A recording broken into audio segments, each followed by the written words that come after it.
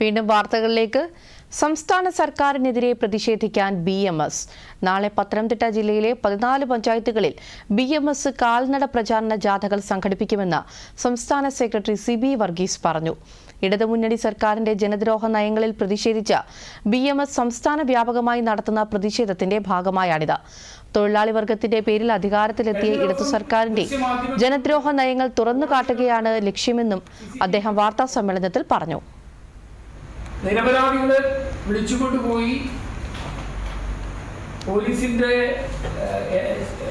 ഇടപെടുന്ന ചില താല്പര്യക്കാരുടെ ഇഷ്ടത്തിനനുസരിച്ച് അവരെ ക്രൂരമായി മർദ്ദിക്കുന്ന ദൃശ്യങ്ങൾ പുറത്തു വന്നു.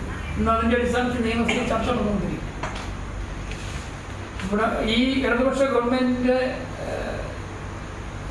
കീഴിലുള്ള പോലീസ്, ആ പോലീസിന് എന്തും കാണിക്കാം എന്നുള്ള അവസ്ഥ, വാദിയെ പ്രതിയാക്കാം, പ്രതിയെന്ന് ആരോപിക്കപ്പെടുന്നവരെ ക്രൂരമായി മർദ്ദിക്കാം എന്നുള്ള സ്ഥിതി വന്നിരിക്കുക.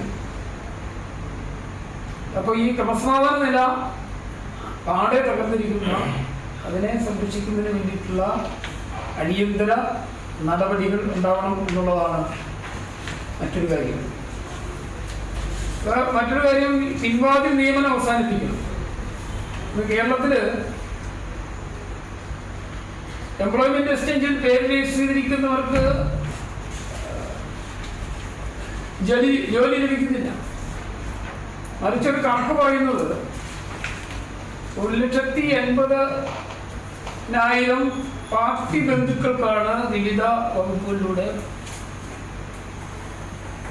പിൻവാതിൽ നിയമനം നടത്തിയിട്ടുള്ളത്.